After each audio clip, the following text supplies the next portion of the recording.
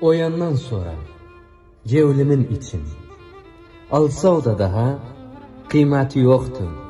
Bak yemin düştüm Kur'an hakkı için, gelse o da daha kıymeti yoktu. Bir sebep yok iken bırakıp gitti. Sildim cevlimden manimti bitti. Özü bela kıymetsiz etti. Ölse o da daha kıymeti yoktu. Sevdanın derdin çekmekten bittim.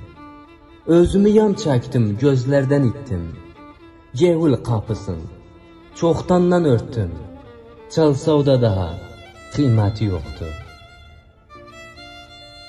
Geldi başıma, yıktı hayatım. Koydu başımı, derdgeme çaldım. Ömür bitenden sonra kıymetim.